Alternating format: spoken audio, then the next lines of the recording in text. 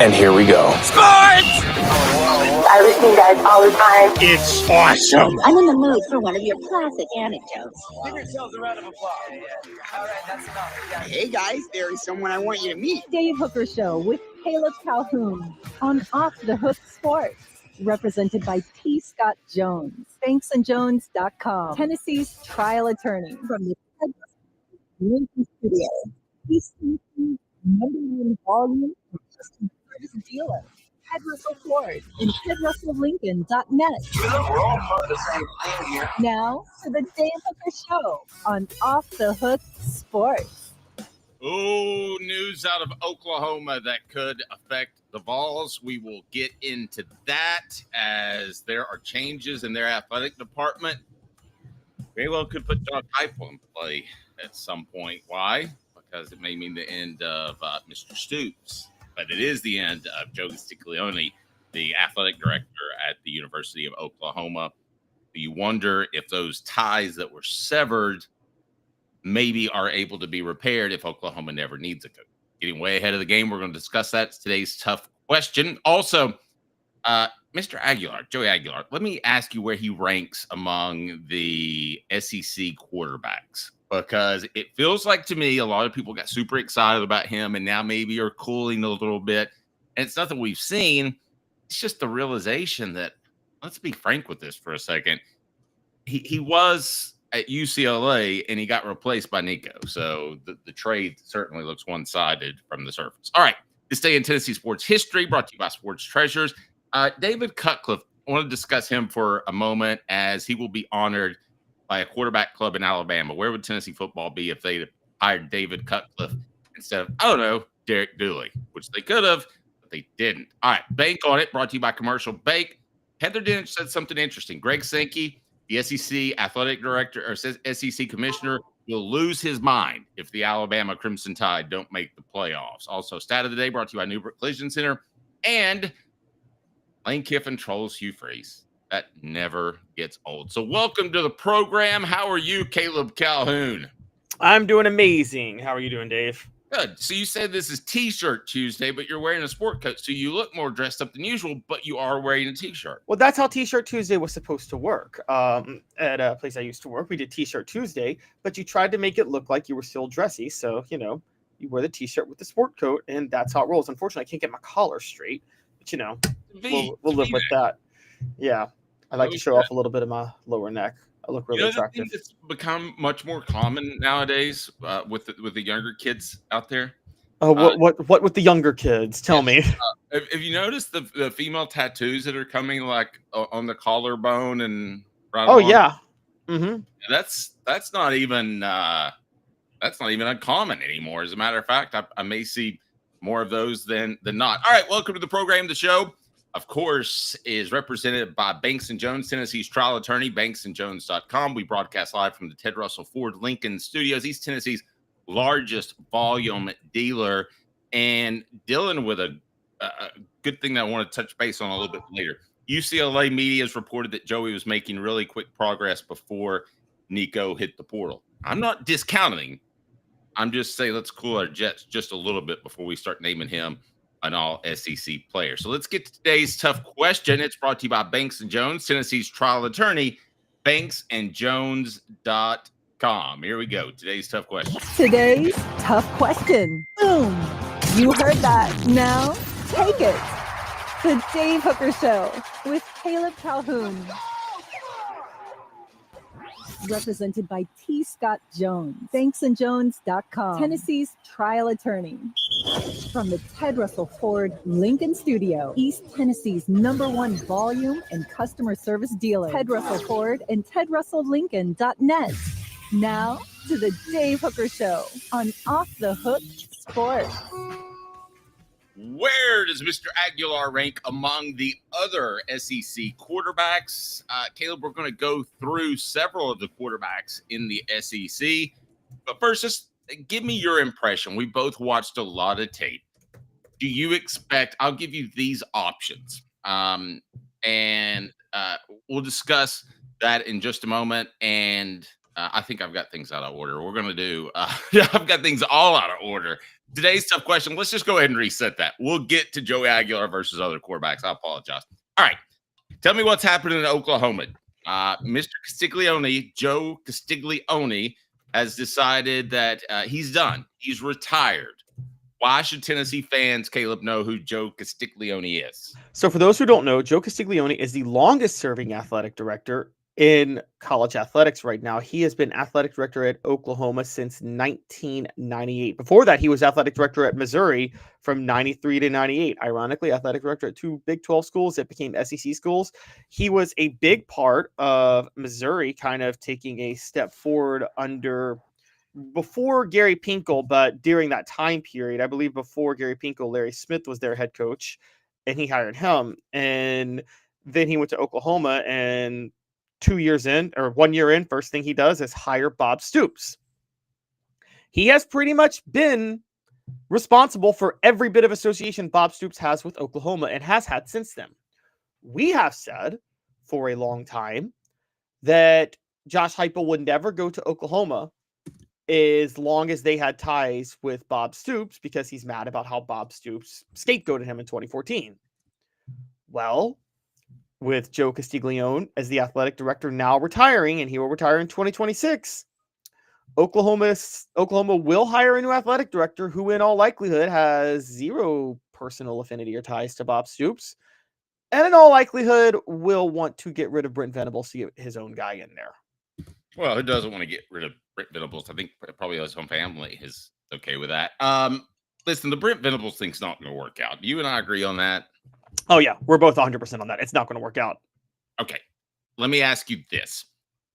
Do you agree that Josh Heupel will definitely be in play to replace him? Yes, I do. One of the reasons I believe he'll be in play, and one of the reasons I believe Brent Venables is not going to work out. Let's talk about branding and style and history real quick. And this is real relevant what I want to bring up, Dave, because Bob Stoops, although he was a defensive guy, and anybody who followed college football in the 90s, I mean, when Bob Stoops was at Florida, he was putting together amazing defenses, wasn't he? Yes. And yeah, incredible defensive guy. But what was so smart about what he did at Oklahoma? Oklahoma, which historically was a defensive program, that's what they were under Barry Switzer, under Bud Wilkinson. I mean, we're talking one of the most storied programs of all time, living off defense. They hire a defensive coordinator, and what does he do? Hire Mike Leach as his offensive coordinator, then hires Mark Mangino, installs cutting-edge offenses, the air raid, and has just immediately started utilizing forms of the air raid. And under Bob Stoops, a defensive guy, Oklahoma developed a reputation as an offensive juggernaut and an offensive power. Josh Heupel was part of that trend. I think now today's Oklahoma has a much greater interest in being and being an offensive juggernaut team that helps sell to fans more than anything. And truth be told, I think Oklahoma, because of that, I really do think because of that, Oklahoma will look at Josh Heupel because they're going to be interested in his offense. Well, I agree. And that does athletic directors and hiring agents tend to go overboard when they're replacing someone, don't they? Like a defensive coach is usually replaced by an offensive coach or vice versa. Correct. So in this particular case, Josh Heupel would be that. Now, let's be fair for a second. And I see Unsung is saying, good, let Heupel go. Let's hire Butch Jones back. That make you all happy, Hooker? No, I'm just informing you of news and potential that is out there. I don't want Josh Heupel to go anywhere. I find his offense enjoyable. He's been fantastic to work with, but that tie is there. And it's not like he's a native Knoxvillian either. My concern okay, let me ask you this. Who should be more concerned, Tennessee fans or Brent Venables? Oh, Brent Venables. Brent Venables absolutely should be more concerned. Because here's how, for those who don't know, with athletic director moves, athletic directors don't just fire coaches. Sometimes they do. But a lot of times when athletic directors want to get their guy, Dave, you know this, they don't just fire the coach outright. What do? They work behind the scenes to somewhat sabotage the coach to make sure it's obvious when they do fire him. I don't know that happens a lot. That seems a little strong. Let me give you just an example. Now, again, Derek Dooley had lost to Kentucky, so he was already on the hot seat. But Dave, do you not remember what happened going into Derek Dooley's last year? Dave Hart comes out publicly and says, "This is not acceptable at Tennessee. I'm not renewing the contracts of any of the assistant coaches." So they all leave. Sure. And he then tells Derek Dooley, "Hire who you want, but here's your budget, and I'm not going to give you the money you need to hire who you want at certain positions, most notably defensive coordinator." So all of a sudden, Derek Dooley goes 5-7 again the next year, and it's obvious he needs to be fired. That happens more than you think at a lot of schools. They work to undercut a coach. And I mean, Dave, you covered the Fulmer scenario. Now, maybe you think Mike Hamilton misplayed it, but he definitely undercut Fulmer that last year multiple times. Yes, and the reason being is that Washington was making a strong run at Lane Kiffin. So he felt like he had to make a change during the season. That was more an overt move. You're talking about more of a covert move behind the scenes. You got to be careful there, or you can really cause issues throughout your athletic department. I know, but it happens. If you can work to undercut somebody you don't want there. I mean, again, all Dave Hart had plenty of pretexts. I don't think anybody had a problem with him saying what happened at Tennessee in 2011 is unacceptable. And then he goes for him to be very firm and say, I'm not renewing assistant contracts. You know, the assistant coaches are going to get poached when that happens, right? Yes. And so, so he knows they're going to get poached, and then not giving Derek Dooley the money to hire who he wanted. Of course the season was done in 2012. Now, again, maybe that was a good thing because we knew Derek Dooley wasn't going to work out anyway. But what I am saying is athletic directors do little things like that to make sure that they have full pretext to fire somebody when they don't want them on campus anymore. And I think Brent Venables should be very concerned with that. I also think, again, part of this is hiring a coach that fits your brand. And Josh Heupel is going to have an entertaining style of offense that I think Oklahoma will be familiar with, that has cultivated an Oklahoma fan base. I mean, why did Jim McElwain and Will Muschamp not work at Florida? Dave, half the reason is people didn't want the bland offense and the defensive-oriented teams. Florida likes exciting offenses. Well, with McElwain, too, there was the shark attack. Oh, there was the shark attack. Is that really him? I don't know. Did we see an SEC coach nude with a shark? Does anybody remember that? I don't think it was really him. I think it was a Photoshop, but it was still funny. It was actually, I think it was just somebody that looked like him. But I remember the SEC media days when somebody had to ask him about it, and it was the most uncomfortable question maybe ever. Caleb, he's like, "Well, in case y'all don't remember, he's lying holding a huge shark that's been caught on a boat, and he's naked." Not McElwain. But he had to be asked about it. I mean, we had to ask about it, right, Caleb? Yeah, you had to. Of course, you had to ask about that. His eyes got like this big, monsters. I don't know what that is. I don't know who that is. But I don't think he ever came out and said that's definitely not me. Who knows? Maybe he's fishing for bigger fish out there. All right, so a lot to get to. I want to get to the message board as well. Some great comments out there. What about Lane Kiffin? Would he be in play for the Oklahoma job? That's not a bad idea. Great post on our message board. We want you to be a part of the program, and we'll put you up on the screen. Thank you so much. Today's tough question. Read it off the YouTube page, and then I'll get your answer, Caleb. Today's tough question is, and we're setting up the poll question right now. Are you worried about Josh Heupel going to Oklahoma one day? Yes, strong ties. No, he's happy. Doesn't matter. Vols will thrive. Okay. I want to see where you stand on that. Today's tough question brought to you by Banks & Jones, Tennessee's trial attorney, banksandjones.com. Why Banks & Jones? Well, it's because they're Tennessee's trial attorney. You can play to win with Banks & Jones because they'll go to trial. You've heard of other lawyers. They say they'll go to trial and fight for you. They won't. They just want to settle. That's the easiest way out. Well, that's not Banks & Jones, led by T. Scott Jones. They won't settle. They'll go to trial for you. Tennessee's trial attorney. They play to win. Truly, Tennessee's trial attorney when it comes to criminal defense or personal injury. Why settle? It's Banks & Jones. T. Scott Jones. banksandjones.com. All right, so comments from the message board. Bobby says Venables is cooked this year. I see 6 or 7 losses for them. Here's another possibility. Could Brent Venables, I assume he has some ties to Josh Heupel, could he be Tennessee's defensive coordinator one day? Other comments from the message board. General Ursus says, I don't think Heupel will leave UT for OU. If anything, Heupel will probably bring Venables in to replace Tim Banks, who takes a head coaching job. Very possible.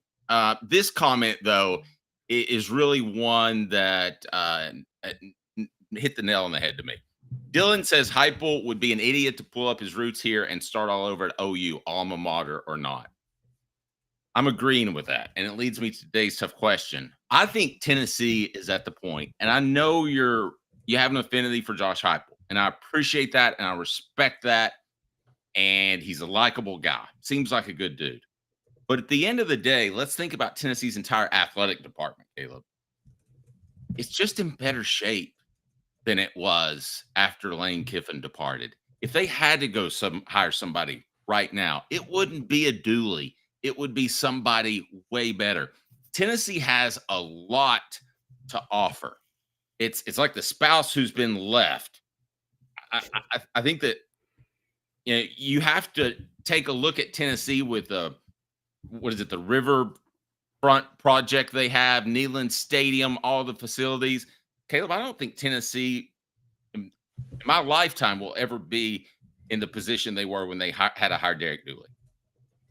No, I don't think so either. And if we remember, there were a lot of things that went wrong during that time. One of the underrated things, we talk about athletic directors and things like that. Dave, you covered all those presidents. I mean, did Tennessee not have a run of just presidents that maybe combined had fewer brain cells than even Ed Orgeron during that time? That's one. Yeah. So I think that I agree. I think Tennessee is in great shape, and I think Tennessee has a lot of options. They were desperate with the Josh Heupel move. They didn't even have options during that time. And Danny White can say what he wants, but they had very limited options. This time around, they have options. They have guys they can hire. They have people they could target. Heck, someone just said Lane Kiffin to Oklahoma. Tennessee could hire Lane Kiffin if Josh Heupel leaves. Lane Kiffin would go back to Tennessee in 2 seconds, if he could. There's no question in my mind. I can tell you, I'm absolutely positive about that. Dylan says, I think Golish would be a more play than hype. Talking about Alex Golish. What do you think about Oklahoma possibly hiring him? And would they view him as better than Heupel or an alternate to Heupel if they had to go in that direction? I think after this year, they might view him better because I think Alex Golish could have a very, very good year at South Florida. Look, South Florida is an underrated, easy place to win at. Honestly, That's very true. Their facilities are way better than you would think, by the way. Oh, they are. They are. And you're right in the heart of, for those who don't know, South Florida is not near Miami. It's actually Tampa.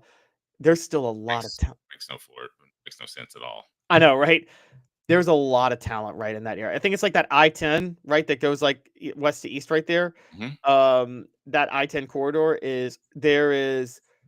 similar to Miami, you just need, South Florida is kind of like those smaller Louisiana schools like Louisiana Tech, Louisiana Lafayette. To win at their level, you need gas money. That's literally all you need to win at South Florida is gas money.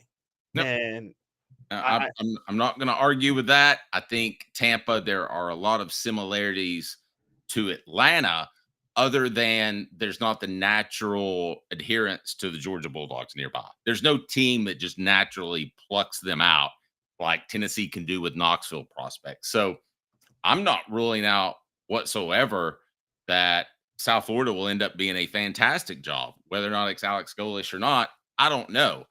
But I can tell you now that if you ask Joe Castiglione or whoever replaces him, who would you want, Alex Golish or Josh Heupel? Well, after 2022, that was easy, right?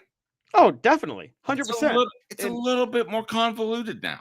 A lot more convoluted. I think it's a lot trickier, honestly, if we're being honest. So, look, I totally agree. I think that and by the way, a lot of this is contingent. We don't know how a lot of this is projection on 2025. We don't know how 2025 is going to go for a lot of these teams we're talking about now. I mean, that's why I said I agree. Alex Golish could be more in play because if Alex Golish gets all this talent that I think he's getting, the Florida talent, and the offense picks back up from last year, you get to see him make a massive splash this year. What if Alex Golish, Dave, goes like 11-1 in South Florida and Josh Heupel, stumbles to like 8-4, 9-3 at Tennessee? Now, yes, Josh Heupel did better on a larger scale, but he theoretically had more talent. But who's going to look like the sexier hire at that point? And one of the rules of coaching, everybody talks about the W. Don't you agree that coaching is all about athletic directors are obsessed with the devil you don't know. Yes. And I wanna chime in on something that was said. If I can find that comment, definitely not that one. But I'm having trouble finding it on the other message board. But nevertheless, this gets to my point about Tennessee can lure a lot of people. So a comment from the message board, Jimmy Stack says, if Josh leaves, then what about Urban Meyer? No, character issues. And then another comment on the message board, what about Dan Mullen, Jim McElwain, those guys? Guys, those are lower at my level than I think Tennessee would be able to get. Maybe I'm the optimistic one, and our listeners / viewers think I'm being negative, but I'm not. I think they can go out and hire pretty much whoever they want to. I agree. I actually, though, Dave, think you're underrating Dan Mullen in this way. I think Dan Mullen's a much better coach than people give him credit for. He had one bad year at Florida, and he got fired. I think that was a massive overreaction. I know he doesn't like to recruit. I don't think being a great recruiter is as important today as it used to be with the infrastructure of the schools. So I think Dan Mullen is one of the best coaches in football, honestly. And really high on Dan Mullen as well. Yeah. I can't remember which coaching hire it was for Tennessee, but I thought he would be a great hire. But there's been so many coaching hires that kind of all run together sometimes. So that's today's tough question, brought to you by Banks & Jones, Tennessee's trial attorney, banksandjones.com. East Tennessee's trial lawyer, Tennessee's trial lawyer, as a matter of fact. Check them out when you need fantastic representation, no matter what the legal matter. It's banksandjones.com. Also, portions of the program brought to you by Brainerd Golf Course and Brown Acres Golf Course. Golf, Chattanooga's best public courses. Tee times available. Just click right down below. All right, let's talk some quarterbacks. That never gets old. As it's getting exciting. Football season is right around the corner. How good does Joey Aguilar need to be? It's hot or cold, brought to you by City Heating and Air Conditioning, cityheatandair.com. In order for Tennessee, let's say, to make the college football playoff, how good does he have to be? Top third? Top half? Just hand the ball off? Where would you rank where he needs to be in terms of success at Tennessee? I think this year, and this is going to put a lot on him, but he's got to be top third. And when I say top third, I mean there are 16 quarterbacks in the SEC. He's got to be top 5 of those 16 quarterbacks. I really do think he's got to be top 5. And if he's at number 5, that's fine. But I don't think the running game that Tennessee enjoyed last year is going to be there this year, because there's a massive drop-off in the interior of their offensive line. We question Peyton Lewis's durability and whether or not he runs as hard as Dylan Sampson does, and teams are going to adjust to that this year, which they hadn't adjusted to last year. So all those reasons, I think the running game is not going to be where it was. I don't think the defense is going to be as dominant as it was up front. And then you still have Jamal McCoy injured in the secondary. So at least early, the defense won't be as dominant. So you're going to have to win with more passing. That means Joey Aguilar is going to have to outperform what Nico Iamaleava did last year. Now, he doesn't have to outperform what Hendon Hooker did. And he doesn't have to outperform what I think Nico might have been able to do this year had he stayed at Tennessee. But he has to outperform what Nico Iamaleava did last year at Tennessee. I think there's no doubt about that. I'd agree with that. I don't think it needs to be markedly better, but I think it needs to be better. What did Timothy have to say in the super chat? All super chats go to Quincy Calhoun's college fund, just over a year old. Get the money in, because, man, that tuition's going to come calling. Caleb, super chat. Yes, he said, what about the Liberty coach? And I believe he was talking about Jamie Chadwell, who's at Liberty and who's had a lot of success everywhere he's been. And for those who don't know, he's from Caryville, Tennessee, went to East Tennessee State, has deep ties to the region, is very successful. I mean, he's a great coach.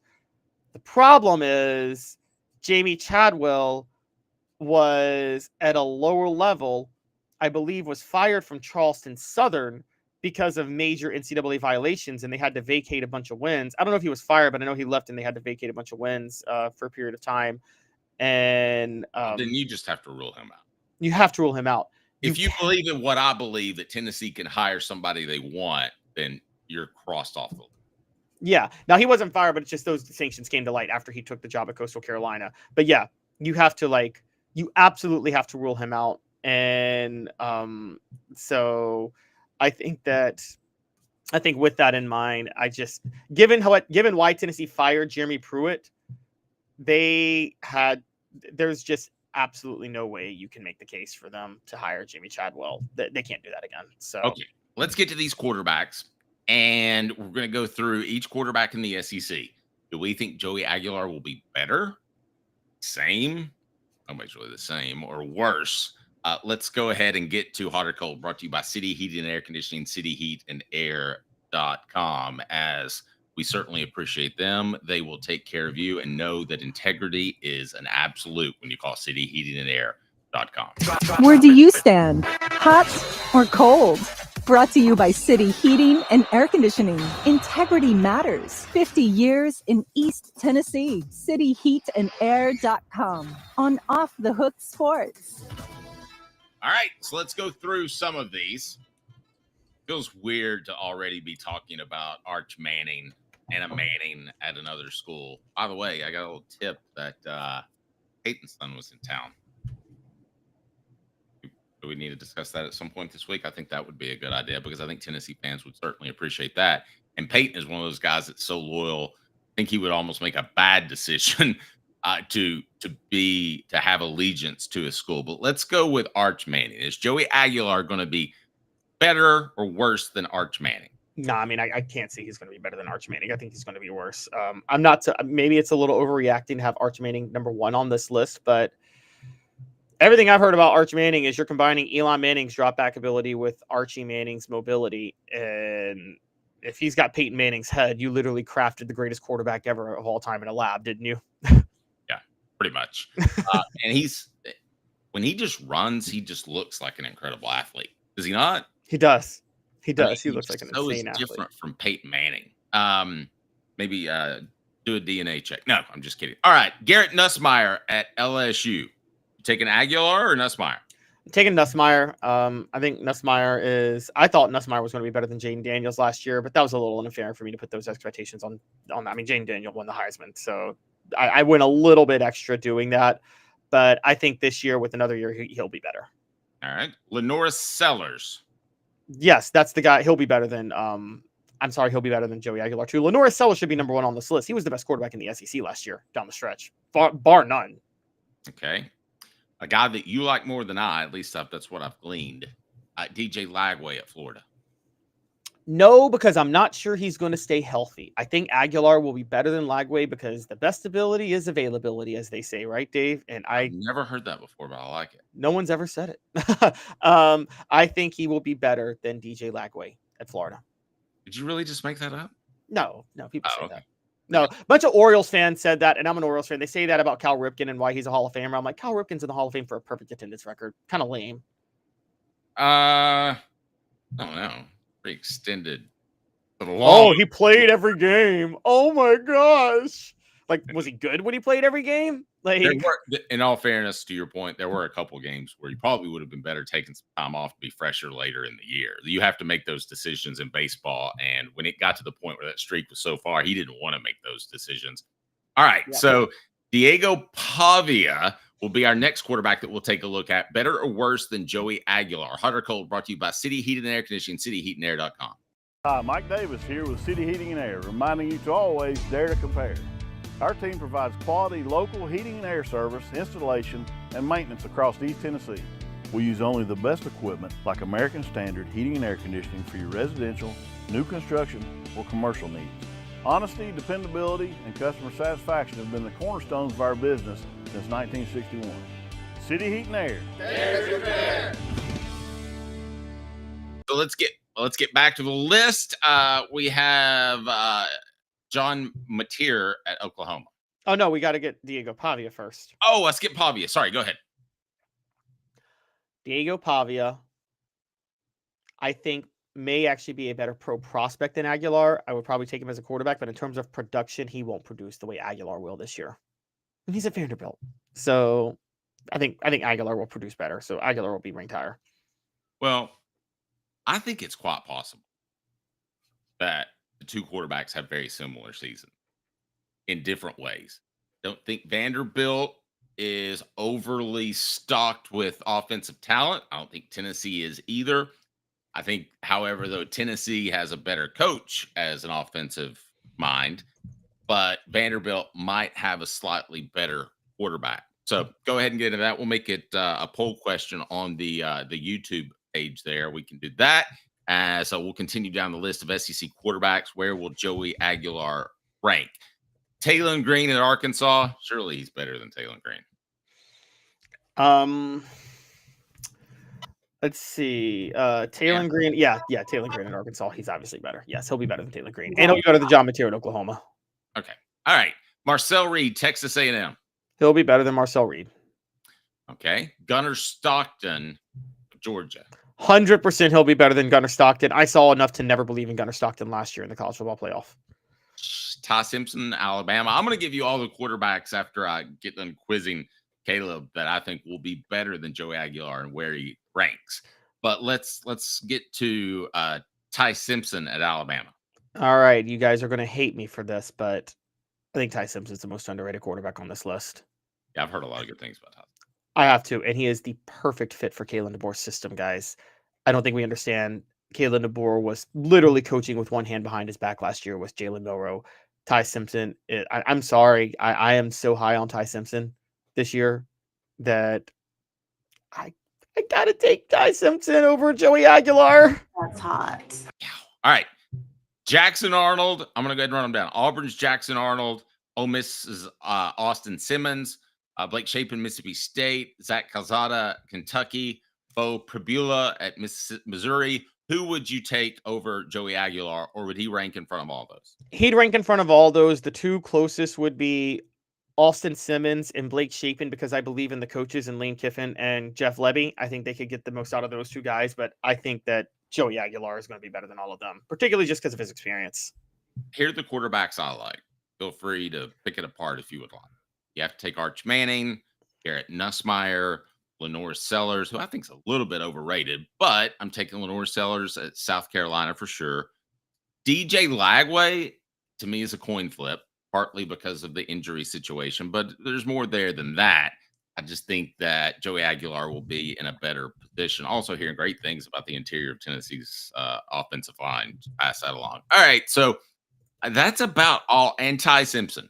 If I had a choice to begin the season, the quarterbacks I would take over Joey Aguilar on July the whatever it is would be Simpson, Manning, Nussmeier, Sellers, and barely Lagway. I would also take Diego Pavia, but I think they're going to be pretty close. So if I'm doing my math right, I have Joey Aguilar at 6. That's right outside of where you thought he needed to be for Tennessee to have a successful season. That's right outside. Now, technically, he's in between. He's between the top third and the top half. So if he's 6, you're saying wild card at that point. Yes, like barely. I'll keep him at 5. I think the big debate's going to come down to, though, is going to be Joey Aguilar versus Diego Pavia versus DJ Lagway. If Joey Aguilar is the best of those 3 quarterbacks, Tennessee has a successful season. All right. There we go. Today's tough question brought to you by Banks & Jones. That was Hot or Cold, brought to you by City Heating and Air Conditioning, cityheatandair.com. It's time for This Day in Tennessee Sports History, and it's brought to you by our friends at Sports Treasures. Over 5 million sports treasures in North Knoxville. Follow on the Facebook link below. Do it. And they have the card picks that is absolutely amazing. I saw a Bo Jackson rookie card, baseball rookie card that was on their website recently. And they have cards. They have all kinds of clothing. Fantastic. Sports Treasures. Certainly check them out. We love them. This Day in Tennessee Sports History. This Day in Tennessee Sports History. It's cool, baby. It's cool. Now you know, and knowing is half the battle. The Dave Hooker Show with Caleb Calhoun. Off the Hook Sports. All right, This Day in Tennessee Sports History. What do you got, Caleb? On this day, 7 years ago, a man running for Congress decided to, in a trolling fashion, went viral for wanting to invoke the legendary Butch Jones in one of his ads. I kid you not, this was the ad. This ad went viral, and it's freaking hilarious. Ad? You mean an advertisement? A political ad. A political ad. Okay. Yeah. He's So running- are we playing it or what? Yeah, we're gonna play it real quick. Okay. All right, just watch this. I remember this. It all starts with a good foundation. If your foundation is solid, it'll take care of itself for many years to come. Hey, Jason, are you really going to help President Trump build the wall? You bet I am. I'm Jason Emmer, and I approve this message because unlike Butch Jones, when I say I'm going to do something, I actually mean it. Pro-Trump, pro-wall, conservative Republican Jason Emmert for Congress. Brick by brick. I got to be honest. I went from thinking he was endorsing Butch Jones to not during that ad. I did too. And now I'm a huge fan of that guy. And I don't know what he stands for politically, but if I'm at a voting booth and he's not crazy nut job politician, I'm voting for him. That was awesome. Right? I thought it was a great ad. Because you're right. You're seeing the brick by brick. You're like, is he embracing brick by brick? And he's like, oh no, he's saying that Butch Jones didn't build Tennessee brick by brick. He didn't. The other one was he said he wasn't working on the foundation either. He's working on a wall. You do remember when Butch Jones met the whole team when he first met him in 2013? He put a brick under all their desks. Are you kidding? No, it was under all their chairs. Excuse me. So he says, reach under your chair. What you have is a brick. You're all like a building block for this program. And he said he had them all. They all got a brick from underneath their chair when he first met them. Interesting. Today's tough question brought to you by Banks & Jones Hot or Cold, brought to you by City Heating and Air Conditioning. This day in Tennessee sports history brought to you by Sports Treasures, over 5 million sports treasures. Sports Treasures in North Knoxville is one of the South's largest sports cards and memorabilia dealers, featuring over 10 million sports cards from vintage to modern. Sports Treasures carries a full line of hobby boxes, singles, autographed memorabilia, Tennessee Vol collectibles, fan cave decorations, and so much more. See a museum full of collectibles at Sports Treasures, 4819 North Broadway in Fountain City, and Sports Treasures on Facebook. Sports Treasures, where the real sports fan goes to shop. And here we go. This was a huge waste of time, like bringing a married guy to Vegas. Then there's this guy, the Dave Hooker Show with Caleb Calhoun. Represented by T. Scott Jones, banksandjones.com, Tennessee's trial attorney. From the Ted Russell Ford Lincoln Studio, East Tennessee's #1 volume and customer service dealer, Ted Russell Ford and TedRussellLincoln.net. Now to the Dave Hooker Show on Off the Hook Sports. All right, Caleb, coming up, David Cutcliffe gets his rewards, and he absolutely deserves it. Had he gotten the right break at the right time and not gotten railroaded by an administration at Ole Miss that I do think, as you mentioned earlier, undercut him, I think he could have been a very successful coach. At the end, he was. I mean, there's no question about it. He was successful. I think he could have been more successful. Coming up, it'll be 4 downs, and that will be brought to you by our fantastic friends at City Heating and Air Conditioning. I'm sorry, that'll be brought to you by our good friends at Ted Russell Ford Lincoln, TedRussellFord.net, TedRussellLincoln.net. Hang tight with us. 2 minutes off the Hook Sports. Why Banks & Jones? Well, it's because they're Tennessee's trial attorney. You can play to win with Banks & Jones because they'll go to trial. You've heard of other lawyers. They say they'll go to trial and fight for you. They won't. They just want to settle. That's the easiest way out. Well, that's not Banks & Jones, led by T. Scott Jones. They won't settle. They'll go to trial for you. Tennessee's trial attorney. They play to win. Truly, Tennessee's trial attorney when it comes to criminal defense or personal injury. Why settle? It's Banks & Jones. T. Scott Jones. BanksandJones.com. Now in its 45th year, the second and third generations continue Joe Newbert's commitment. His vision of what this business needed to be, we still try to live up to that. Joe Newbert Collision Center. Community banking is about location and much more. It's about family. We reside in your community. We are a part of your community. At Commercial Bank, our commitment extends beyond the walls of our branches. It's displayed each day in the opportunities we provide, the money we give back, and the time we commit, all to help improve the lives of the people, families, and businesses that make our communities great. Commercial Bank, life made better. Hi, Mike Davis here with City Heating and Air, reminding you to always dare to compare. Our team provides quality local heating and air service, installation, and maintenance across East Tennessee. We use only the best equipment like American Standard heating and air conditioning for your residential, new construction, or commercial needs. Honesty, dependability, and customer satisfaction have been the cornerstones of our business since 1961. City Heat and Air. Dare to compare. Are you ready to get strong? At NFC, we offer top-notch weight training and functional fitness, so you can build strength and improve your performance. Join today at nfc1.com or stop by any one of our 7 East Tennessee locations. A guy with a lot of jobs, but this one is the most important. This is not government work. As such, I treat it with care and attention. Until someone else calls. The Dave Hooker Show with Caleb Calhoun. Represented by T. Scott Jones. BanksandJones.com. Tennessee's trial attorney. From the Ted Russell Ford Lincoln Studio, East Tennessee's #1 volume and customer service dealer. Ted Russell Ford and TedRussellLincoln.net.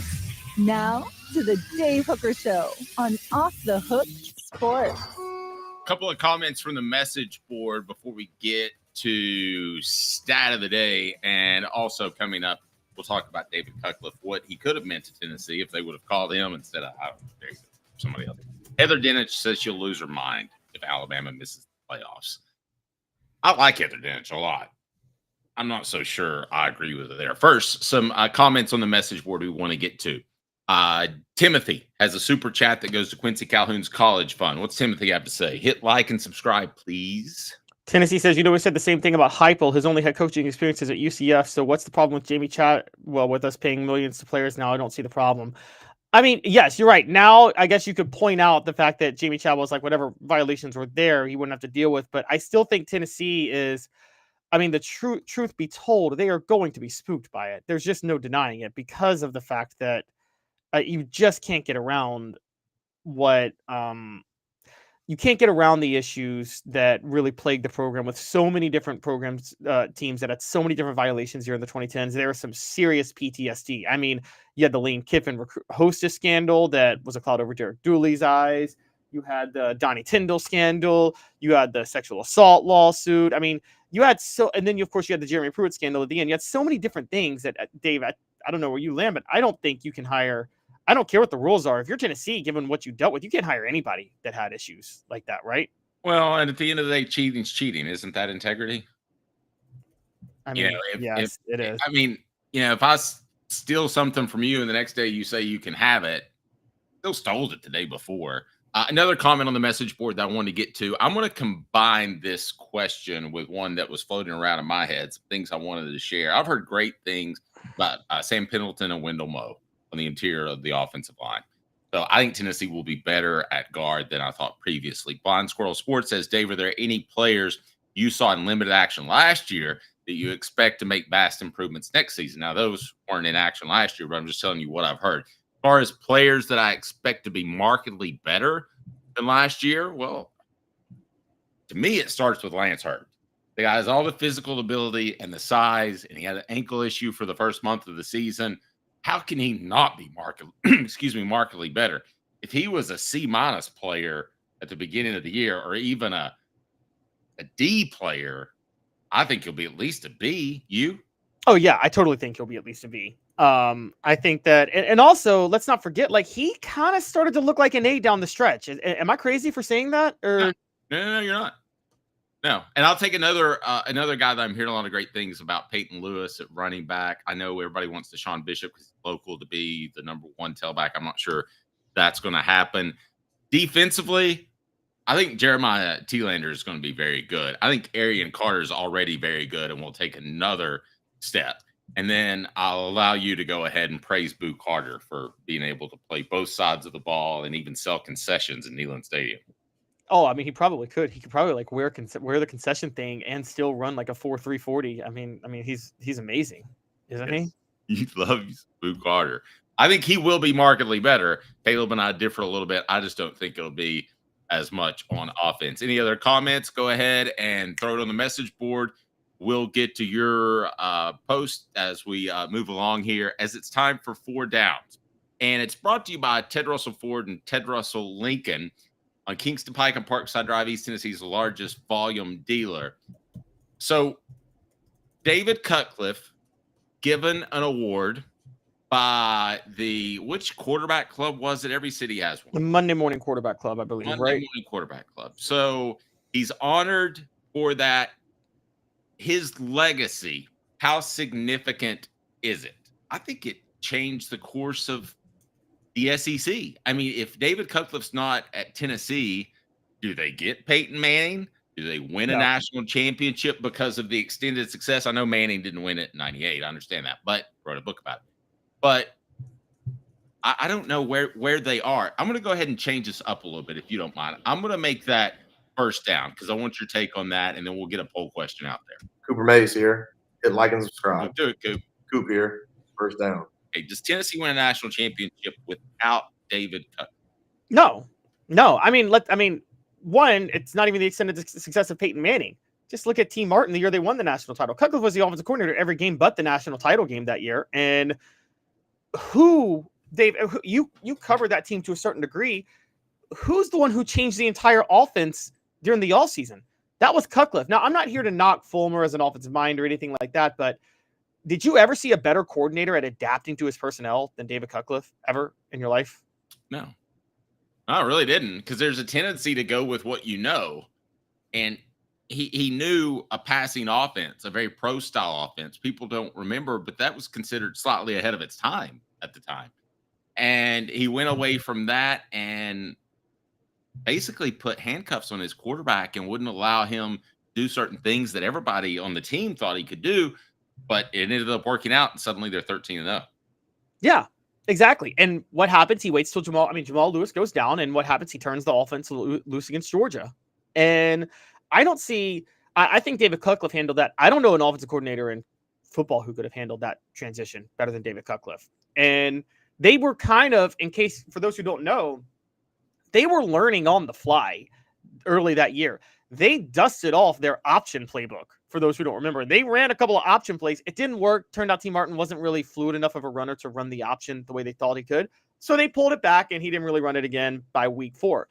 But you look at a guy like David Cutcliffe. He went from coaching Heath Schuler, the offense with Heath Schuler, to switching it up and coaching the offense the pro style with Peyton Manning, to going back to a different offense with T. Martin. I mean, that's 3 different styles of quarterbacks, and Tennessee had 3 different types of offenses during those eras. That's incredible. Pretty good. All right. 4 Downs brought to you again by Ted Russell Ford and Ted Russell Lincoln. Go to tedrussellford.com, tedrusselllincoln.com. I'm sorry, .net, excuse me. And I can't tell you how much I love my Jeep. Absolutely adore it. And the buying process was so easy. I was in and out a couple of hours to let me take it home to let everybody take a look at it. More on Cutcliffe. Tennessee find themselves in a way better position still, 25 years after? Possibly. Stay tuned. He's Caleb Calhoun. I'm Dave Hooker. A beacon of hope in a... Oops. Again, 4 Downs is brought to you by Ted Russell Ford and Ted Russell Lincoln. A beacon of hope in a world of high prices. Look to the skies, Knoxville. Super savings is here. Ted Russell Ford is East Tennessee's #1 Volume 4 dealer. Employee pricing is here. You pay what we pay on all new Ford models. Come see the super dealer today at either Ted Russell Ford location, Parkside Drive, or Kingston Pike. Second down. Coop stuttered. Cooper Mays here. Second down. I'm having a little interesting board action here. Pick one word to describe David Cutcliffe's time as Ole Miss's head coach. Manning. That's a good one. Okay, it maybe beat mine. I was going to say admirable, because I don't know if you know the backstory, but I do. And we hear about this happening, but I don't think it does a lot, because I think coaches are selfish. They went to him and said, you got to replace a lot of your coaches. He said, nope, not leaving this job. So I'm going admirable. I thought he won the best way he knew how, yet he was still loyal. And how difficult, Caleb, is that to do in big time sport?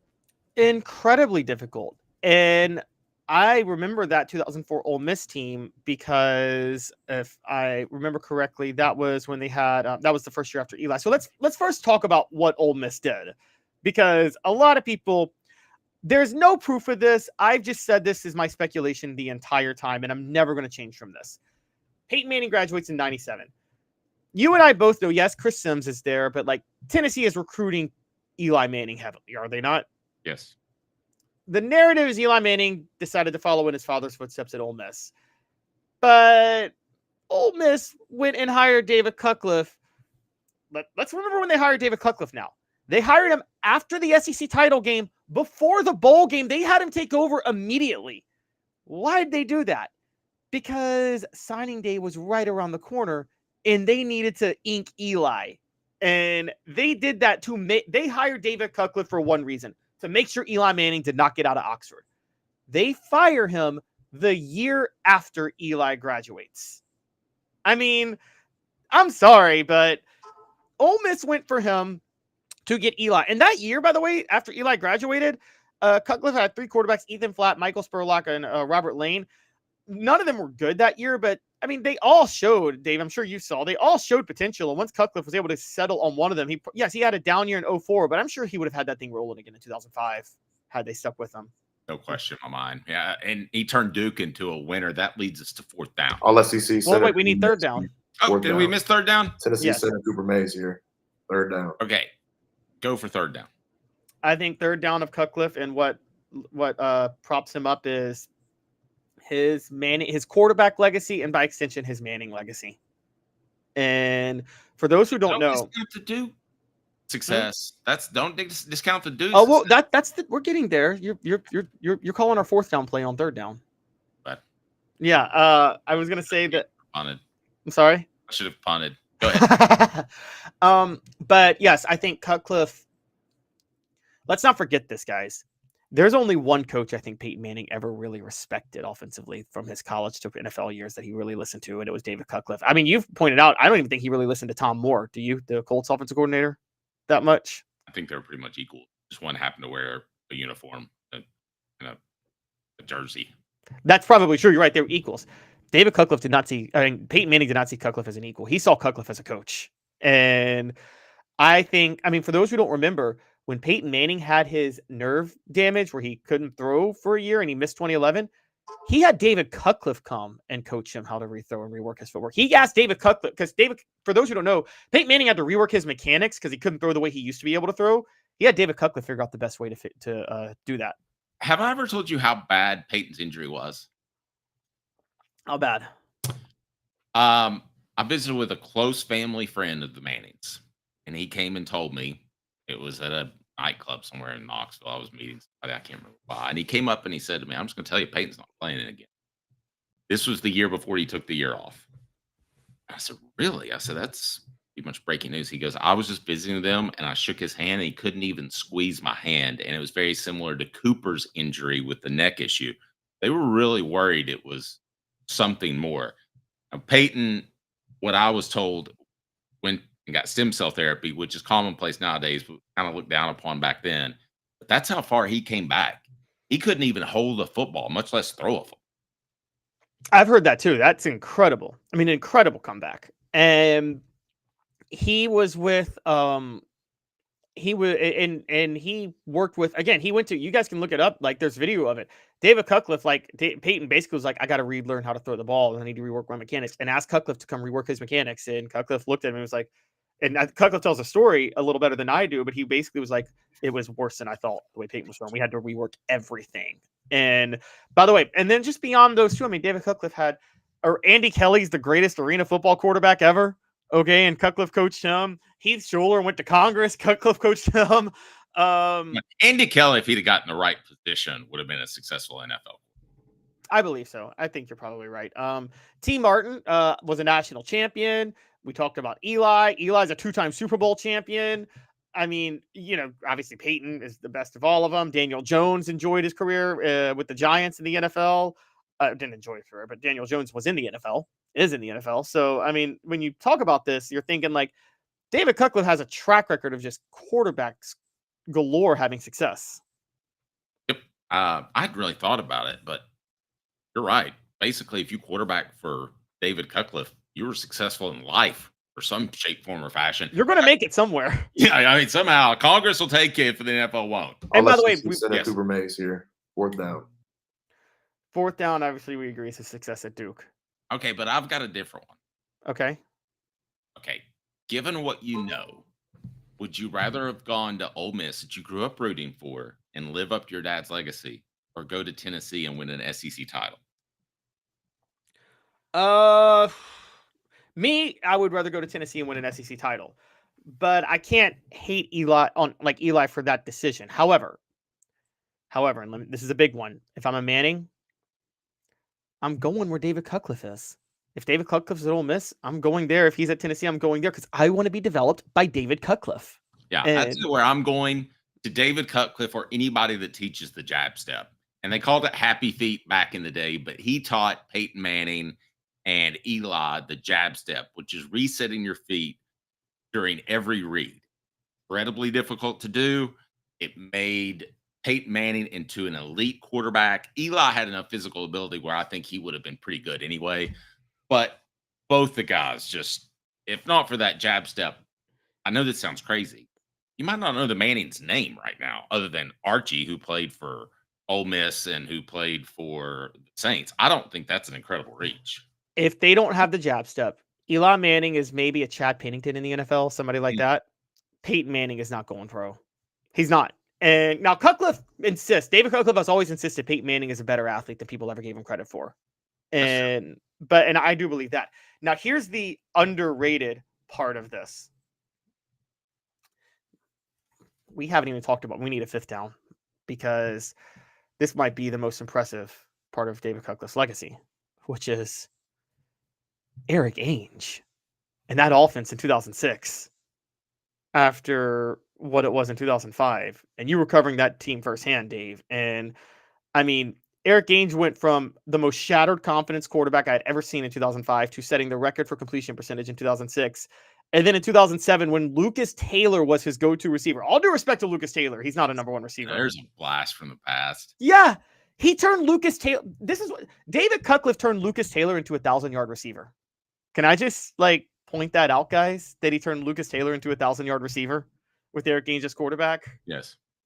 That 06-07 run with David Cutcliffe and what he did with Ainge, Robert Meacham setting the all-time single-season receiving yards record, that was incredible. Pretty funny post by Lindsay on the message board. I'll let you read it. Don't put your phone down near a 2-year-old. Apparently, it doesn't take long to hand out $40 in YouTube Super stickers. Well, Lindsay Quincy appreciates it, so I think Lindsay, yes, Quincy and your 2-year-old. Well, I'll make sure Quincy buys your 2-year-old a drink in 25 years somewhere, and we'll point this out. We're like, hey man, you already owe him $40, so we'll charge interest for him too. Don't worry, Quincy will pay that back. Derek with a shout out for Lucas Taylor. He was a great young man, and I don't want to just sound like we're knocking him. Mr. Clutch on 3rd down, and a really respectable young man as well. And yeah, I know that everybody can put a face on when they do media interviews and that sort of thing, but you just sensed it was genuine from him. If you talk fundamentals, hard work, smart play for a receiver, you can't get better than Lucas Taylor. But he didn't Lucas Taylor didn't have Robert Meacham or Gerald Jones or physical attributes. Yep, I agree with that. All right, coming up on the program, Heather Dennett says Greg Sankey is going to lose his mind if Alabama misses the playoffs. I'll tell you why she should be right and why Sankey should lose his mind. Also, stat of the day brought to you by Newbert Collision Center is right now. Stat of the day brought to you by Newbert Collision Center. They are absolutely fantastic. You will love Newbert Collision Center. Stat of the day. They never lie. Or do they? Stat of the day. The Dave Hooker Show with Caleb Calhoun. Off the Hook Sports. All right, what do you got? Stat of the day, Caleb. All right, this is an interesting one for you, Dave. Tennessee is landing Joey Aguilar, who is projected to be their starting quarterback, and there's a big red flag that he only completed 55.9% of his passes this past year. Now, that's not a good stat. Hold on, let me finish. the last quarterback who took the majority of snaps for Tennessee in a season to complete fewer than 60% of his passes was Jared Garantano in 2019. Tennessee went 8-5 that year. Here is another crazy stat. There are, I kid you not, there are 3 seasons in the 2000s where Tennessee quarterbacks failed to complete 60% of their passes and still finished in the top 25. You ready for those seasons? I'm ready. I'm interested to see where you're going here. Josh Dobbs, 2015, completed 59.1% of his passes, and Tennessee finished 9-4.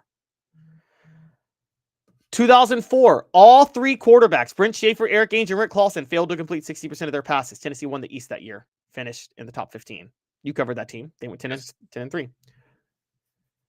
2003, Casey Clausen, his final year, only completed 56% of his passes. Tennessee went 10-3, beat Miami on the road, and finished in the top 12 that year. Another random interesting stat on this, Tyler Bray in 2012 also failed to complete 60% of his passes and had, short of Peyton Manning's 97 season, maybe the most productive passing season in the history of Tennessee football that year. So I'm just saying, if you rack up yards and touchdowns, completion percentage is overrated. I agree with that. More into it. All right. Super chat. According to Timothy, what do we got? According to the people here, it's the personnel. Okay, along those lines, what's your bigger concern? Is it personnel or coaches? Personnel, but that's partially on the coaches. I don't think the coaches of this roster are the best at assembling personnel. Okay, so short term, it's players, personnel. Right. Long term, it's still personnel because the coaches didn't do a good enough job. Exactly. Okay. Oh, and by the way, Tennessee won the national title in '98, and T. Martin failed to complete 60% of his passes. Just saying.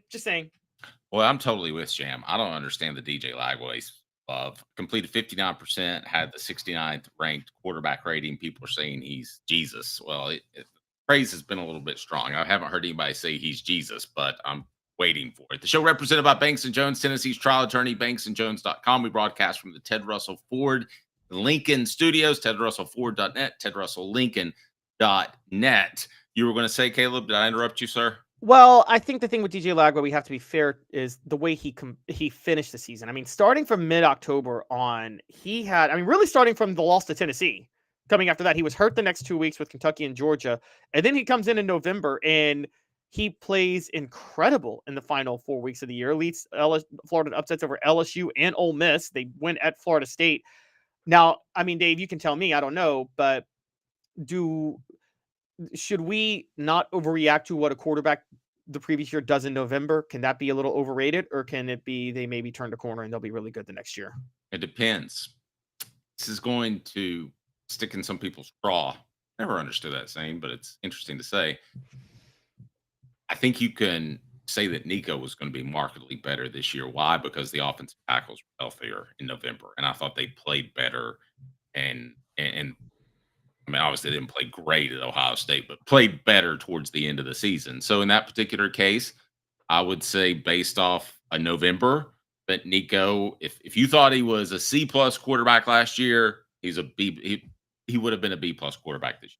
Oh, I totally agree. Yeah, I think Nico this year, and what a lot of people don't want to hear, any Tennessee fan that says, we didn't want Nico, I'm glad we have Joey Aguilar. You're lying. Joey Aguilar is not going to be as good as Nico would have been this year for Tennessee, but he will be better than Nico was last year for Tennessee. Yep, totally agree. The show represented by Banks & Jones, Tennessee's trial attorney, banksandjones.com, as we broadcast live from the Ted Russell Ford, Ted Russell Lincoln Studios, tedrussellford.net, tedrusselllincoln.net. Do me a favor. Click that thumbs up button. If you haven't subscribed yet, please do that. For Caleb Calhoun, I'm Dave Hooker. 2 minutes, and we'll be back off the hook. A beacon of hope in a world of high prices. Look to the skies, Knoxville. Super savings is here. Ted Russell Ford is East Tennessee's #1 volume Ford dealer. Employee pricing is here. You pay what we pay on all new Ford models. Come see the super dealer today at either Ted Russell Ford location, Parkside Drive, or Kingston Pike.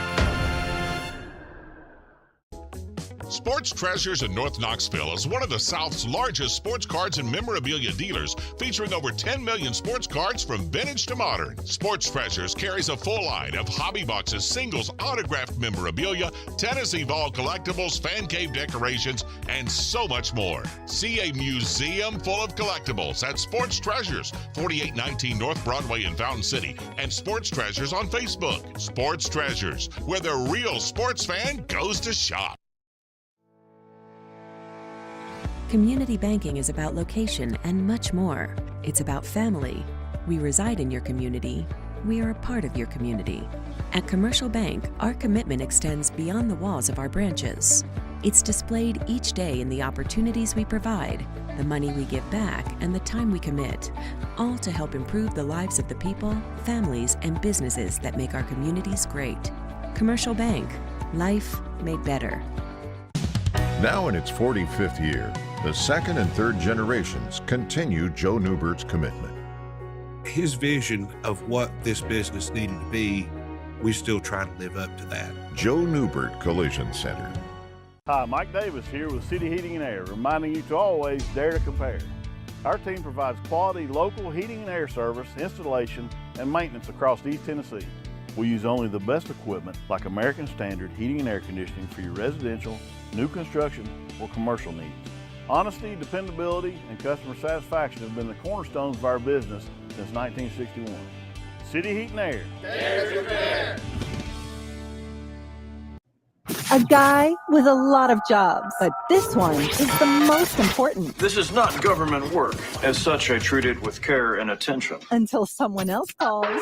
The Dave Hooker Show with Caleb Calhoun. Represented by T. Scott Jones. BanksandJones.com. Tennessee's trial attorney. From the Ted Russell Ford Lincoln Studio, East Tennessee's #1 volume and customer service dealer. Ted Russell Ford and TedRussellLincoln.net. Now to the Dave Hooker Show on Off the Hook Sports. Derek says, I don't think Billy's system, talking about Billy Napier, Florida, supports big-time quarterback play, but that's just me. No, that's not just you. I think so. I think the best DJ Lagway will be is top 5. I would not be stunned at all if Joey Aguilar ends up better than DJ Lagway. Oh, yeah, and I predicted Joey Aguilar would be better than DJ Lagway. I did. I just don't think DJ Lagway... in the minority. I hear so much love for Lagway. Well... what I do agree with a lot of people on the message board, I think there's an overreaction to how Florida finished the year. And a lot of that is being put on DJ Lagway. And I'm giving him credit for how he played against LSU specifically and how he played against in the bowl game against Tulane. But I will agree with them on okay, when Florida upset Ole Miss last year, I mean, DJ Lagway was 10 of 17 for 180 yards and 2 touchdowns. He's not the reason they upset Ole Miss. Okay, that was the defense that was why they upset Ole Miss. So I do understand the sentiment. I think people are, it's more about, it's not just Lagway, it's that Florida's got a lot of other talent back elsewhere. And I think people are excited about the overall talent and they're putting that on Lagway. It's the opposite of Lenora Sellers, where Lenora Sellers literally willed South Carolina to a 9-3 season last year by himself. Agree with that. All right. So this Heather Dinich take is interesting. Bank on it, brought to you by Commercial Bank, member FDIC, life made better. Heather Dinich said something that Greg Sankey probably didn't want her to say, and that is Greg Sankey's going to lose his mind if Alabama misses the playoff. Now, I know a lot of people view me as I've covered Tennessee for 25 years. Maybe I'm a fan. I like to look at myself as objective as possible. I don't consider myself a fan of any particular schools other than Dallas Cowboys, and I probably need to have that removed from my mind permanently. But nevertheless, yeah. You want Alabama to make the playoffs if you're Greg Sankey, don't you? You want your most storied program in your conference. I guess you could say Texas maybe now, but that's the most storied program in your conference. You want them to make the playoffs. You want them to be at least be in the fold. Greg Sankey could sit in front of me and tell me for 2 hours that's not the case, and he would never root for a game that would help Alabama make the playoffs. I just don't buy it. Oh, I don't buy it either. And let's be fair to the full quote from Heather Dinich, because it's going to be a little bit fairer to Greg Sankey. But it's funny that she did bring up Alabama, and this is where I wanted to go with it too. So you're right on cue with where I was going too, because Her quote was, SEC Commissioner Greg Sankey is going to lose his mind because if Alabama does not make the playoff, it's probably because they're going to be a 3-loss team, which happened last year. And if you remember, Alabama was the committee's highest ranked 3-loss team from the SEC. They were excluded because they had to make room for another conference champion. Where is Heather Dinch going with all of this? It's a combination of two things. And we see this with a lot of the college football playoff negotiations happening right now, which is Greg Sankey does not. It'd be one thing, Dave, wouldn't you agree, if South Carolina was the 3-loss team that was left out in favor of the conference champion? But yes, I don't think it's a coincidence that Alabama ranked ahead of South Carolina and the other SEC teams in terms of making the college football playoff. I feel like Greg Sankey pulled some strings and made some phone calls to try his best to get them in. Oh, I think so too. Alabama still didn't get in. And that's where you see Greg Sankey negotiating like hell in the offseason to sit there and say, I don't want this playoff format. I don't want this playoff format. I don't want this playoff format. He wouldn't be doing all of that if South Carolina was the last team left out or the first team out. He's doing it because Alabama was the first team out. Caleb said it, and I completely agree. Bank on It, brought to you by our good friends at Commercial Bank, and great post from the message board. Again, Commercial Bank, member FDIC, life made better.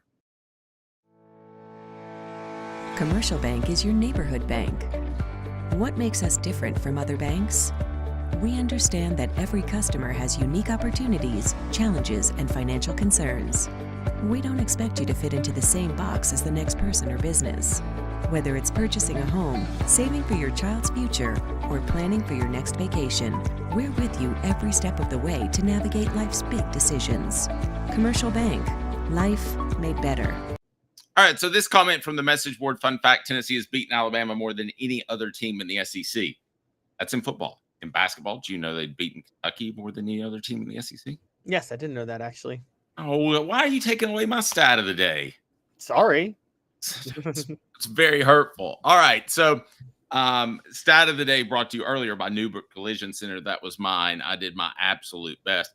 Lane Kiffin is trolling Hugh Freeze. Well, let's stick on Greg Sankey for a minute. Okay, let's stick on Greg Sankey.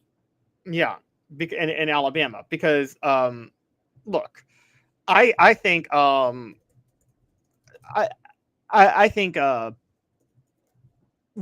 me ask you this. Would Greg Sankey feel the same way about, is it just Alabama or is it Major Blue Bloods versus South Carolina? Would Greg Sankey feel this way if Tennessee were the last team left out? Or if Georgia were the last team left out? Okay, I think you want, let's say, 4 teams in. Okay, and then if you just get 3, you're upset that 4 didn't make it, period, end of discussion, right? Doesn't matter if it's Tennessee or Vanderbilt. Right. But would you rather the preeminent program? Let's say Alabama or Ole Miss. I'd rather Alabama be in the playoff than Ole Miss. Sorry. I agree. I think for Greg Sankey, it's much more about the fact that Alabama was left out. Now, I want to be clear. Everything Greg Sankey's calling for this year, every change that the Big Ten is even calling for would put Alabama in a future playoff. Even the changes that the Big Ten are calling for would have put Alabama in the future playoff last year. I don't think Greg Sankey's concerned, though, about Alabama being the first team out. I think that he's concerned about what if they were the second team out and in behind South Carolina. And then in the future that happens and South Carolina gets in and Alabama doesn't get in, or South Carolina gets in and Tennessee doesn't get in. That's a real sticking point for Greg Sankey. So I guess where we're working on, the angle we're working on with this is, how much more does Greg Sankey, does Greg Sankey just care about numbers, which is, I want this many SEC teams in the playoff, or does he care about, no, I want these specific SEC teams in the playoff? I'll take this in a totally different direction. I would want the teams to make it from the biggest TV markets and with the biggest fan base. So if you ask me, just on face value, I'm going to take Tennessee out of it, just to remove that altogether so people don't think I'm being biased one way or another. But of the other 15 SEC schools, I think he would want Texas to be in it, Alabama to be in it. That's 2 big markets. You could argue Florida, they have some history there. Who else do you think he'd give preferential treatment? Texas, Alabama, Florida. I think Georgia. I think he'd do it. I think he'd give it to I Georgia. should have mentioned Georgia. I'm sorry. Oklahoma, Texas A&M. I mean, even though Texas A&M hasn't actually ever won anything, they're a gigantic program. For those who don't know, I mean, they are like right there with anybody else. So, I mean, Texas A&M. I think there's of the 16 SEC schools. I've always said this. Of the 16, there are 8 blue bloods, and that is Tennessee, Florida, Georgia, Alabama, Auburn, LSU, Texas, and Oklahoma. And then Texas A&M is 9. Auburn is kind of on the fringe now, but I think Auburn's still kind of you would consider them a blue blood for college football, wouldn't you? I mean, they have a national championship this century. Yes. So, yeah. So I think 9 of the 16 are blue bloods. I think Sankey would fight harder for any of them than he would Ole Miss, Mississippi State, Arkansas, South Carolina, Missouri, Vanderbilt, or Kentucky. I think he would. And so I'm totally with you on that. And you're right. There's a reason. It's not a mistake he gave Texas the easiest schedule possible when Texas entered the SEC. That was by design. There are a lot of people who think that Greg Sankey has been over backwards to prop up Nick Saban. Didn't really need prop up, but look out for Alabama and Nick Saban. So I want to make that our poll question on the YouTube page, if we can, and that is: do you think Greg Sankey looked out for Nick Saban and Alabama? Yes or no? Because I'm a little surprised that so many people think that. I had not heard that concept before, and I don't think it's pragmatically the right thing to do, because if you show preferential treatment and Saban retires and you get somebody else and they struggle, then you're in a big mess. So I don't think it's the right thing to do, and I don't think Greg Sankey would do that, but I think it's probably crossed his mind. Oh, I think he has, and I'll tell you why I think he has. Okay, let's point this out. Because we are going at Greg Sankey, and we're not going at university presidents, university athletic directors, and university coaches. Greg Sankey answers to university presidents, right? Yes. Okay. How university presidents, and Jimmy Hyams has told us this, university presidents pretty much just sign off on whatever the coaches want at like spring meetings. They don't actually put in their like 2 cents most of the time. It depends. I mean, some are more of a business-like. Obviously, Kentucky, the basketball coach would have as much pull as the football coach. I wouldn't say that across the board. I don't remember Jimmy saying that specifically, but I definitely wouldn't want to argue because he's covered that event way more than me. Yeah, so the reason I bring that up is basically while he listens to university presidents, he effectively listens to university coaches, football coaches, because the coaches a lot of times make the decisions and the presidents just sign off. Here's where I'm going with that. We know Nick Saban wielded power over the SEC and got a lot of coaches to fall in line with things Nick Saban wanted, because those coaches were thinking, I need to keep this contact in case I need a job in a few years. And so by definition, Greg Sankey was doing the will of Nick Saban because the other SEC universities were doing the will of Nick Saban. Nick Saban didn't just bend Greg Sankey to his will. He bent the entire he bent the entire university, all the universities to his will. I study, Dave. One of the interesting things I study is I study political history, and people talk about presidents bending things to their will and things like that. You know, before the 2-term limit on presidents, FDR was president he won 4 elections. By the end of his 3rd term, like, he had the entire justice system in his back pocket because all the judges were appointed by him at that point. So, I mean, it's kind of like he could do what he wanted because he had been president for so long. And Greg Sankey, I mean, Nick Saban had gotten to that point in college football. He could do what he wanted because he had been so successful that every other coach, even if they disagreed with him, was going to bend to his will. Here's why you're so right. Greg Sankey works for school presidents who work for somebody else. Yep. If you want to take this to the NFL, their commissioner works for the owners who own their team. So they have a call. That's a way different working environment. No, you were right. You were totally right. And eventually you consolidate so much power that everybody listens to you, even if you're not the one in charge. And that's where Nick Saban got to in the SEC. Look, Joe Paterno got that way in the Big Ten. I think you would agree with me on that, right?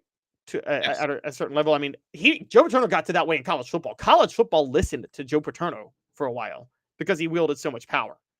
And Nick Saban got that way in the SEC. Thankfully, Nick Saban is a much more high character person than Joe Paterno was, as we found out. But I'm not a fan of Joe Paterno, and I understand why. For Caleb Calhoun, I'm Dave Hooker, the show represented by Banks & Jones, Tennessee's trial attorney, banksandjones.com, as we broadcast live from the Ted Russell Ford and Ted Russell Lincoln studios, tedrussellford.net, tedrusselllincoln.net. This Lane Kiffin troll of Hugh Freeze is absolutely classic and made my day. Give me 2 minutes and I'll tell you about it. But first, give me an update on the poll question, the previous one we had and the one that's up now, Caleb. Well, the previous one we had, I got to pull it up again. Just 1 second, because I just ended it a little while ago. Are you worried about Josh Heupel going to Oklahoma one day? No, he's happy. 60%. Doesn't matter. Vols will thrive. 20%. Yes, strong ties. 18%. Now, do you think Greg Sankey looked out for Nick Saban in Alabama? I mean, why do we do this poll? 100% say yes. He did? I don't understand that connection. The connection. Why would you have to look out for Alabama if Nick Saban's that great of a coach? And he is. Is there anything specifically that Sankey did over his time that you look back and say that was not in the best interest of the conference, that was in the best interest of Alabama solely? I think, me personally, there was an argument made that maybe the way the SEC did the scheduling a year ago when they couldn't get to 9 games was because Nick Saban forced the rest of the SEC presidents to go along with them to keep the conference at 8 games. That's one where I would probably land. And that, I mean, Dylan is bringing up a point. I mean, you know, you could bring up some questionable officiating at certain times and things like that with Alabama. And I think that might be the biggest thing. I don't think Greg Sankey's in a smoke-filled room with a bunch of people like, how can we make Alabama dominate everybody? I don't think he's doing that. But I think that there are. I think he's like when you order a cheeseburger and you decide you'd rather have cheddar than American that time. It's not a big difference, but it's a little bit of a difference. It's a little bit of a difference. And I think Nick Saban had a direct line to Greg Sankey's office more than other coaches. Like a red phone, like in Batman back in the day? Exactly. Pretty good. Good post from Dylan. Remember when Hendon got a targeting call and it knocked out his teeth in Tuscaloosa in 2021? Yeah, Sankey never did anything to punish that player or Alabama. Should he have punished that player? Yes. Everybody else got called for targeting. As a matter of fact, there were multiple times where Tennessee had victims of targeting against Alabama that were not called, but they were called the other way. You can go back to the 2019 game when Tennessee visited Tuscaloosa, and I think Daniel Batuli, maybe it was Darrell Taylor, got kicked out of the game for targeting, but the exact same play happened the other way and was not called. That happened. Again, little things like that happened a few times. Yep. The show represented by Banks & Jones, Tennessee's trial attorney, banksandjones.com. 2 minutes as we broadcast live from the Ted Russell Ford and Ted Russell Lincoln studios. And I'm going to tell you why Lane Kiffin is so enjoyable. Just to follow on Twitter. It's worth getting the Twitter app on your phone in case you don't have it, because it's that entertaining. 2 minutes, Caleb Calhoun. I'm Dave Hooker, off the hooks. It's a new year, a new day, and Ted Russell Lincoln has an exciting new offer to share. Right now, get a 2024 Lincoln Navigator with 0% APR for 72 months and up to $4,000 in bonus cash. Or drive away in a new 2024 Lincoln Corsair Grand Touring with 0% APR for 60 months and up to $4,500 in bonus cash. It's time to get excited about the ride. Come and see what a luxury car experience truly is at Ted Russell Lincoln, Knoxville. Hello, ma'am. Here to look at that plumbing problem? Oh boy. Yep. You're gonna need a whole new sink. If this toilet is no good, you're gonna need a new one ASAP. You are not gonna believe this. You're all out of milk. Have you heard about our service plan? I need to call Scott's. Scott's Plumbing, your trusted neighborhood plumber since 1977. Having been in the jewelry industry for a long time in the Knoxville community, I saw a need for a jeweler, a real jeweler. Our ability to do these designs has really been based on the customers bringing new things in and challenging us as a store. Our goal is not to tell anybody what they want. Our goal is to listen to what they want and then help them get there. Schedule your consultation today to get your special someone the perfect custom gift just in time for the holidays.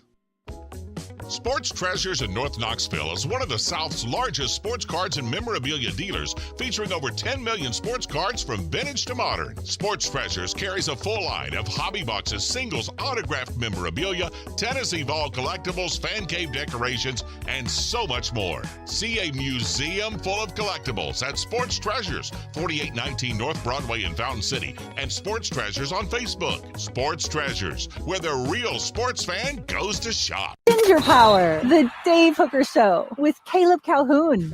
Represented by T. Scott Jones. ThanksandJones.com. Tennessee's trial attorney.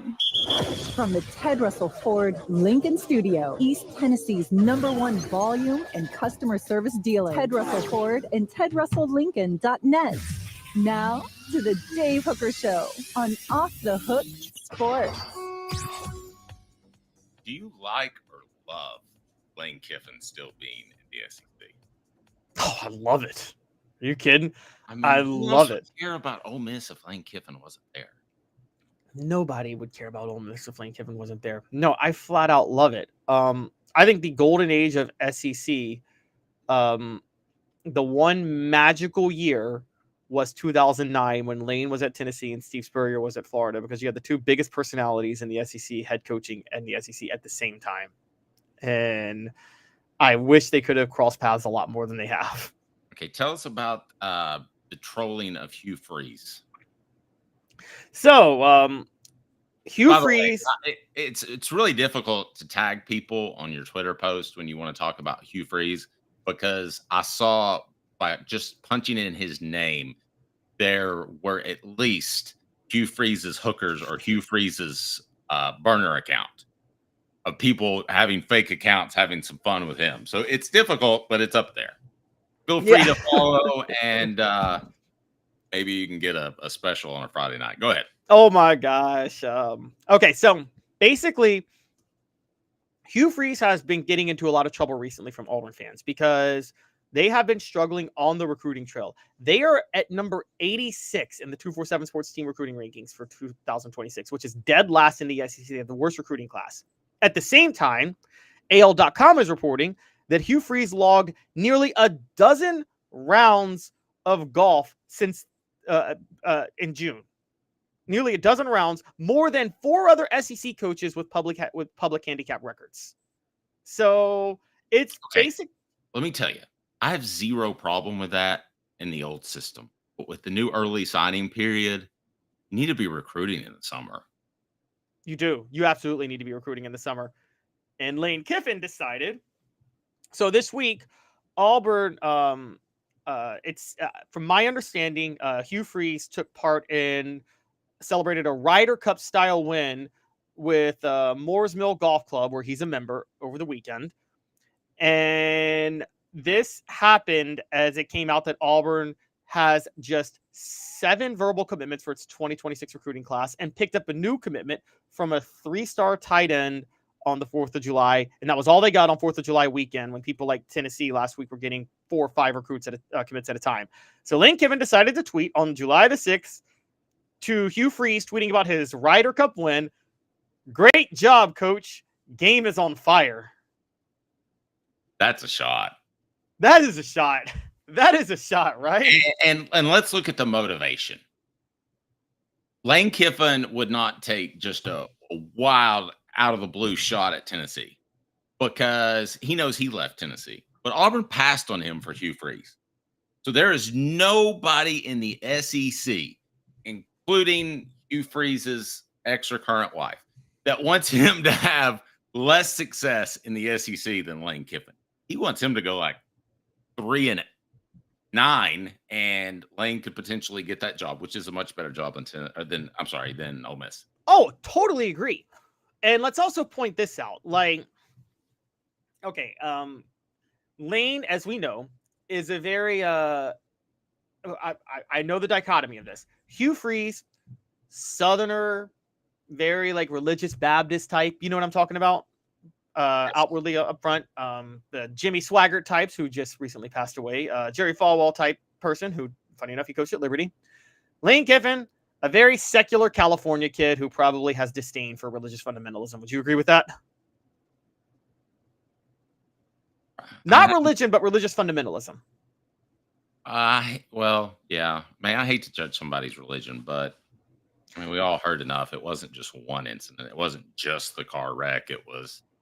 Well, I'm not talking about his personal behavior. I'm talking about just in general. Lane Kiffin is probably not a fan of like religious fundamentalism that like dictates like, that you got to be this way. And if you're gay, you're going to hell and all that type of stuff. You know what I mean? He doesn't like that. Hugh Freeze is that type of religious fundamentalist.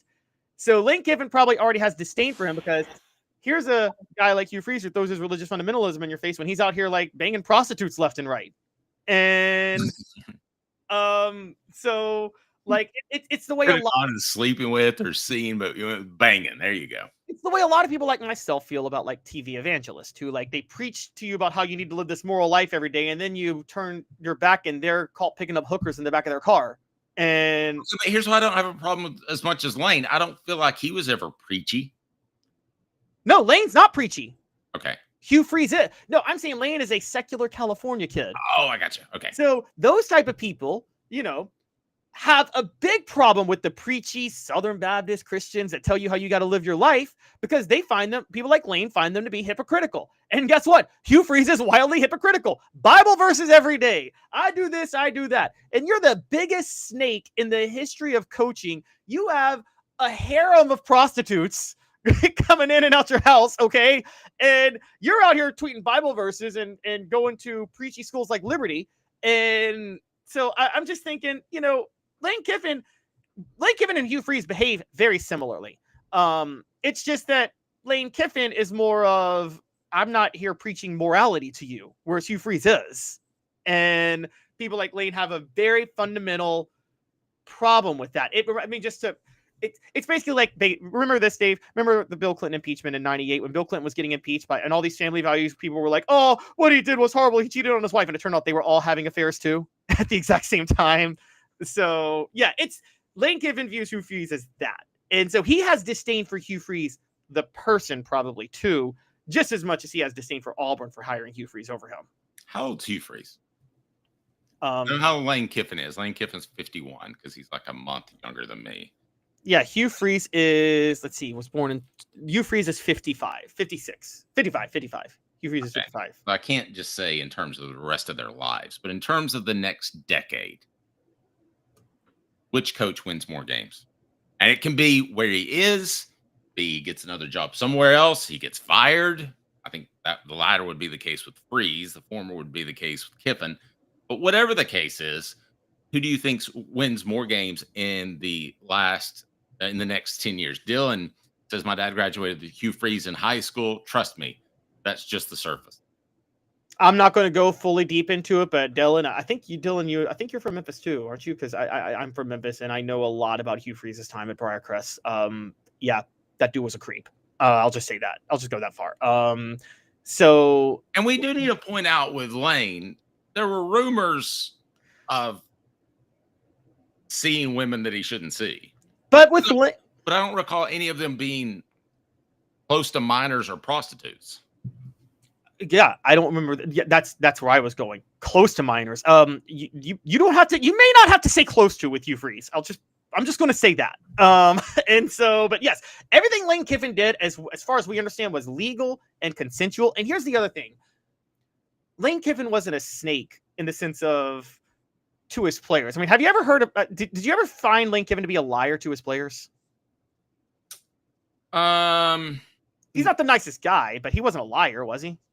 I don't think he was a liar, but I think all coaches lie to a certain extent to their players. When you tell a player, let's say player B, you can beat out player A, just keep working hard. You probably know deep down that player A is better and you're going to start player A. So I think everybody lies to some extent as motivation. Right, but there's a level of lying a little bit because you have to, as a coach, to just being an outright snake. Hugh Freeze is an outright snake with the way he lied to the 2016 recruiting class when the Ole Miss sanctions were coming down the pipe, but he wanted them linked in where they couldn't transfer because of pre-transfer portal rules. So that's what I'm talking about. Lane Kiffin was never that. I think, so you were asking who's going to win more games long-term. Look, Dave, I want to say something that's kind of intriguing. We talked about SEC Blue Bloods last segment. I think Auburn's barely a blue blood. If you want to talk about like places, like yes, Auburn's a better job than Ole Miss. I think we agree with that. But I think we also have to agree that Auburn is not in the tier of the other blue bloods in the SEC. They have some real issues at that school because they have to compete with Georgia and Alabama for all their area recruits. And I think it's a lot harder with that.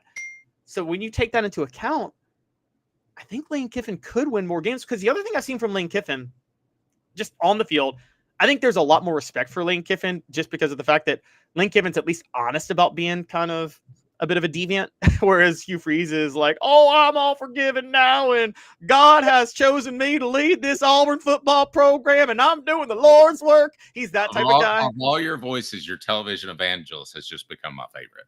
Yes. Hugh Freeze is Righteous Gemstones. Everybody watch that show. He's Baby Billy from Righteous Gemstones. Okay, so that's Hugh Freeze. Now, again, Kiffin, I think Righteous Gemstones. That's a movie. Do I need to watch that? No, it's a TV show. Series. TV show about televangelists. Yes. Do I need to watch that? Because I get clips on it from Facebook all the time. Yes, you need to watch it. It's hilarious. But it actually just ended. So Hugh Freeze. The one line I keep seeing is it out of line here? I'm just trying to get $2 million and 8 ball of cocaine. Yeah. That's the line I keep seeing. That is just so. That's Baby Billy. That's Baby Billy. So yes, Hugh Freeze is Baby Billy from Righteous Gemstones. I think I think the players already have more respect for Lane Kiffin because Hugh Freeze is such a fraud. But then on top of that, Dave, what's Hugh Freeze's offense? I mean, I think you know the way he what is his philosophy? He runs the spread, but the only cutting edge thing he figured out was if you hire like 4 6'5" receivers and line them up, no one can guard you. Well, nowadays the defenses are kind of adjusted to that, haven't they? To a certain degree. True. You asked me Lane's philosophy. I'll say this: the thing that separates Hugh Freeze, I think Hugh Freeze is better at putting together a game plan before the game. I think Lane Kiffin is the best natural play caller I've ever seen, other than Steve Spurrier in the SEC. Oh, I think so too. I also think Lane Kiffin is able to adjust his scheme a lot better. Lane Kiffin has a little bit of David Cutcliffe in him that he can adapt, right? A lot better than a lot of other coaches. Dylan corrected me. It's $2 million and an 8 ball. Yeah. I gotta get into that show. Have you watched Stick lately with Owen Wilson? No, I have not. Is it funny? It's more of a drama. It's very heartfelt, very good. It's very good. I would encourage people to check that out. I'm waiting for the next episode to come out on a Wednesday. I rarely get in the position where I'm waiting on episodes now with everything that we can binge watch, but I am. All right. At the end of the day, what happens to Lane Kiffin? Because I think everybody is curious about this. Does Lane Kiffin get a better job, or do things not work out at Ole Miss and he gets a lesser job? Lane Kiffin's going to get a better job because Ole Miss doesn't want him to go. And I don't know where that better job will be. Maybe it's Florida State. Maybe it's Florida. Maybe it's LSU. Maybe LSU's tired of Brian Kelly because he hasn't taken him to the next step. But Lane Kiffin's going to get a better job somewhere. And when he finally does at age 55, I think you'll see him get a national title. I do. Wow. Wrong.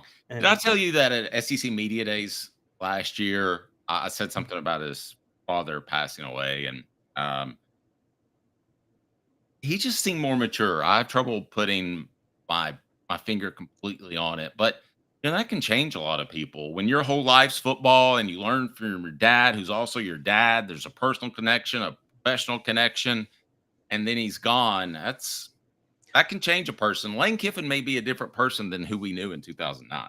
Oh, I'm sure he is, but he's still the same funny troll to a certain. He's still got the personality. He just knows how to channel it a little better. I do think Lane Kiffin, and here's the other reason. Here's another thing of why Lane Kiffin will have more success than Hugh Freeze. I thought about this. I don't know if you know this, Dave, but I'll tell you how. And when you talk about personal character, Greg Sankey was much more willing to forgive Lane Kiffin than Hugh Freeze. I don't know if people know, but Greg Sankey and the SEC worked tooth and nail to try to keep Hugh Freeze from ever getting hired by an SEC school again. Auburn just was desperate and threw the middle fingers up and said, we don't care. We're going to hire him anyway.